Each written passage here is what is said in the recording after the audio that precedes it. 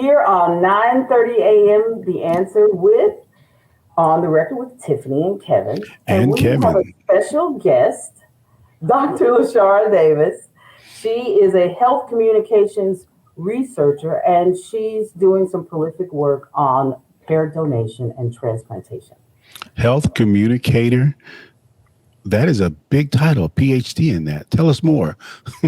Absolutely, absolutely. So when I think about what I do and why I was drawn to what I do, it really stemmed in knowing as a young child that I wanted to help people. I had my foray in different types of therapy. I thought I was going to be a psychologist. I went into my freshman year in college and took 9 credits and said, that's not it. And quickly determined that I was not going to be a psychologist. It was also around the time that the movie The Sixth Sense came out, where, the patient came back and killed the psychologist, and you find that out at the end. And I said, oh no, that is not the life for me. So quickly determined that was not going to be it. But I tried out speech therapy. I tried out, and when I say try out, I did internships or externships, kind of shadowing different people in these different areas to figure out what I wanted to do. And it was my sophomore year in college that I stumbled into communication. But at that point, I still didn't know that I wanted to study health in communication. I just thought, I really do like exploring why people communicate in the way they do, how messages get sent through different channels, even the interpersonal communication aspect of things. And so that's what I thought I was going to do. But my senior year, I got connected with one of my professors, and she was doing a research project on deceased donation specifically, and trying to get the word out through campaigns. It was called the New Jersey Workplace for Life campaign. And through that campaign, she was trying to get the word out to different organizations, small, medium, and large, to kind of bust myths and misconceptions about donation. Oftentimes we hear, people from my culture don't donate. And so we would provide facts, sanctioned information from, not sanctioned, but, formal reports from the leadership of different organizations or the leadership of different religious groups to kind of support or to kind of reframe or give the accurate perspective in terms of their actual feelings about organ donation. So that was really my start in this area. And I said, wow, this is pretty cool. I get to incorporate communication, but also that desire to help. So I knew very on I wanted to help, but I didn't know it would be through communication. And that was back in 2004 when I had my first introduction to health communication as a field.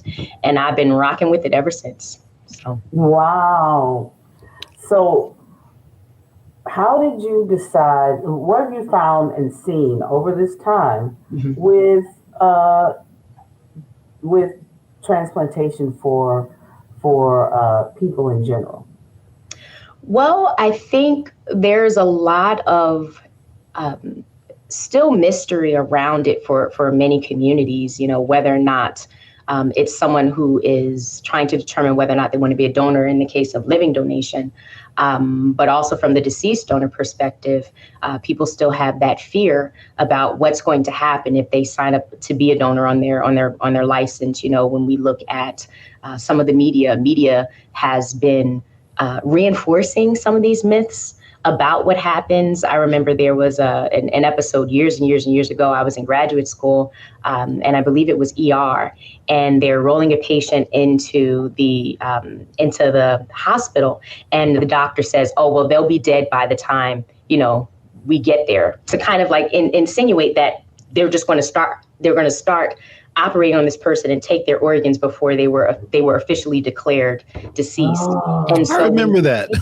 Yeah, and when you see that stuff, that's the stuff that sticks, right? It's entertainment. It's meant to stick in a particular way because they want it. Entertainment sells, right?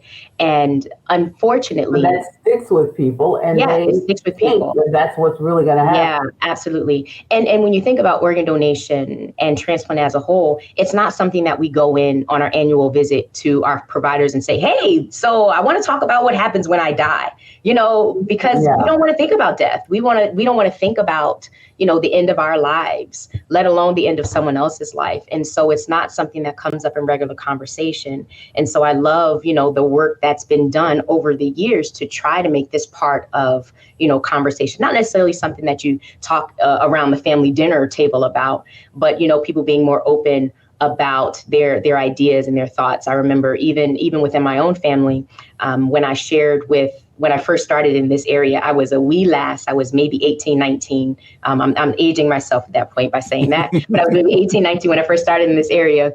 And I remember bringing home my license to my mom and saying, Mom, guess what? I just signed up to be an organ donor. She's like, oh, no, I would never.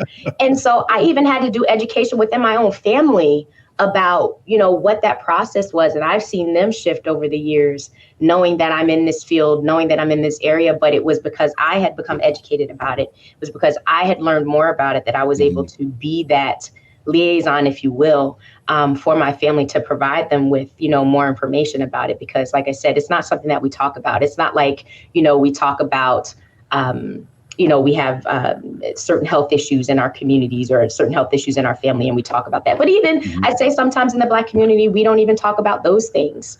I was doing some research recently, and I heard, and this stuck with me. And I was, talking about, well, why don't we talk more about, diabetes and hypertension and some of the things that lead to kidney disease? And one of the respondents in this group said, "We are proud, private Black folk."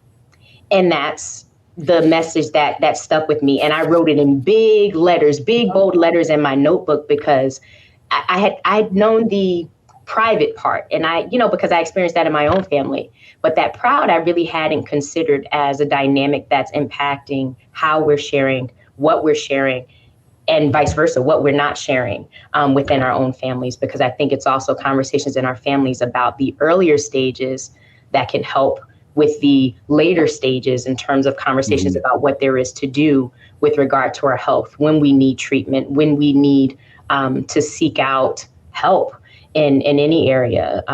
And so I think that I'm going to get off that. I could talk about that for forever. That's kind of how my research is starting to lead. Really looking at those areas. Your research should be leading towards that, because the proud part is probably the crux of what is going on. Because in our community, and we see that, working with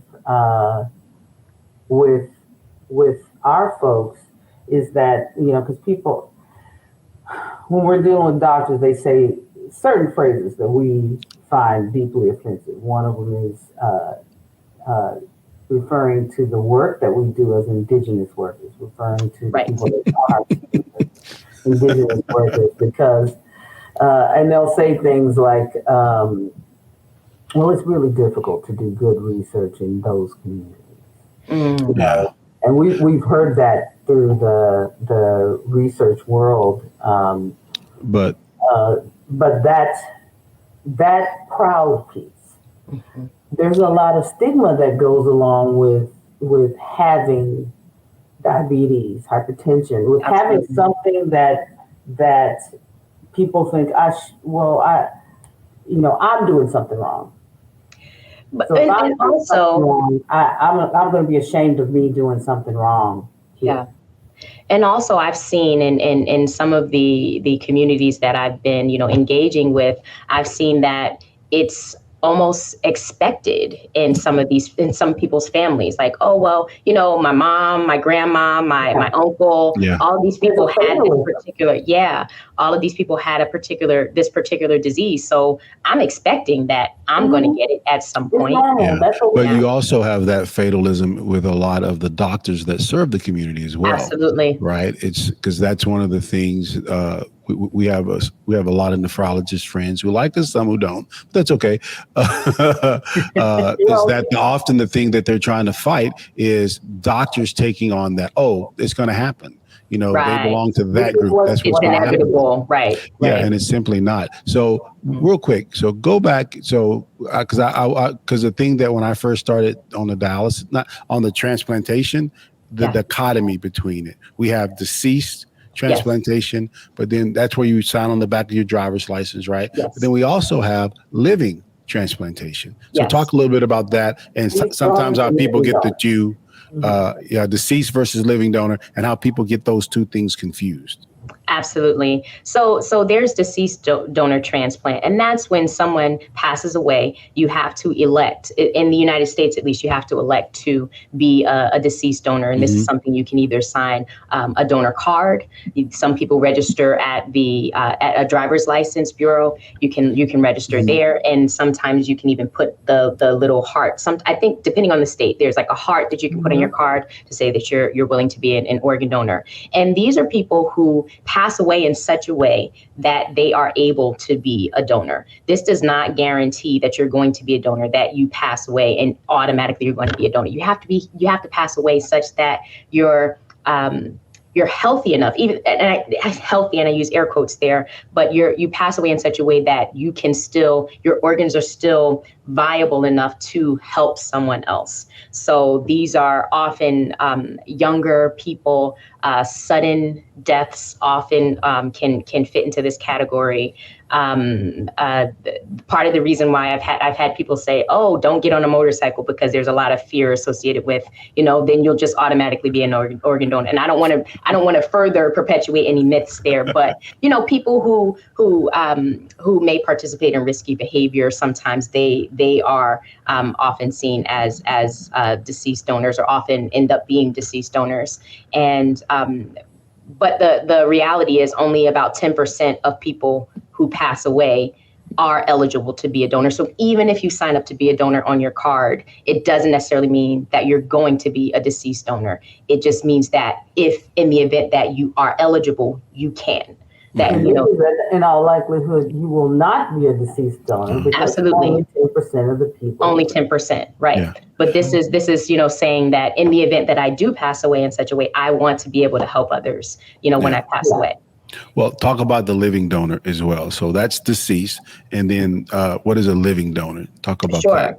A living donor is someone who's a healthy person who decides that they want to help someone by donating either a full organ or a piece of their organ. There's some organs that we can take portions of. For instance, kidney, it would be the whole organ, but livers regenerate. And so you can take a lobe of the liver and do a transplantation with a lobe of the liver to help others sustain their life. The living donor has to be healthy. And by that, I mean from a mental, emotional, psychological, physical perspective. They undergo, and I quote from an actual living donor, they said they had the best physical they have had in their entire life, because with being a living donor, the hospital system that performs the surgery or does the evaluation, they have to go through a formal evaluation. I'll use the right terminology there. So living donors all have to go through a formal evaluation that includes that mental, emotional, psychological, and